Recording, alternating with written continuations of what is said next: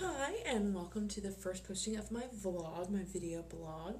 I've been wanting to start talking a little bit about some of the awesome places that I eat when I'm on the road, and so I decided to do that in a video format instead of my regular writing.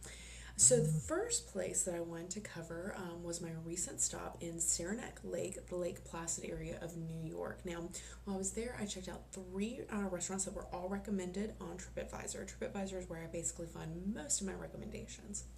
The first place I checked out was called the Eat and Meat Grill in Saranac Lake. This place was really interesting, a really small little place, but it was all local food, organics, fresh produce, and they had a killer burger. The cool thing about them using all local items is that everything they use to cook is available there in the store.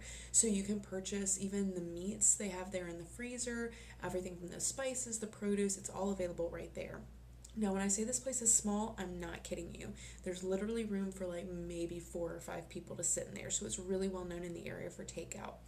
The burger that I had was awesome, but the real highlight of it was the meat. It was really exceptional quality. It was made to order to the ounces that I preferred, which was awesome, and it was just a delicious flavor. Now, the lettuce I wasn't so wild about. It was a green lettuce, it wasn't an iceberg, which I think with that kind of burger, the crispness and the moisture of the iceberg was just probably be a little bit nicer flavor. But it was a delicious tomato, and they put a sweet red pepper on top, which added a really nice, interesting flavor. Used a fresh cheddar cheese. It was delicious. Now, with my side item, I ordered sweet potato fries, which anybody who knows me knows that sweet potato fries are like, we're like this, right? Best friends. The thing that I like least about sweet potato fries, and there's so many things that I love about them, but the thing I like least is that they aren't often served crispy like regular fries, and I like my fries crispy. This place, the sweet potato fries were perfectly crisp. Loved them. Normally, I dip my sweet potato fries in ketchup, but they had a horseradish sauce to dip them in. Normally, not a fan. This was delicious. I could not stop eating it. Really, really good. Cash only place, which is kind of interesting for someone like me who rarely carries any cash, but it's a definite one that I recommend. Eat and Meat Grill in Saranac Lake. Now, the next day, I headed back to Saranac Lake for lunch, and I stopped at a Mexican restaurant called Casa del Sol. I had pretty high hopes for this. I'm a huge Mexican fan, and it started off really well with some delicious chips. They actually served two different kinds of chips. One was a flour base, one was a corn base, but both were delicious. And they were also served with two different kinds of salsa, a tomato based salsa and a salsa verde. Both were awesome.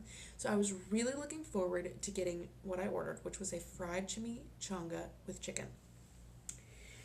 I wanted so badly to like it, but honestly, it was very cheesy, very greasy. The flavors were all there, but the cheese was overwhelming. And anybody who knows me knows that that breaks my heart to say because I love cheesy stuff.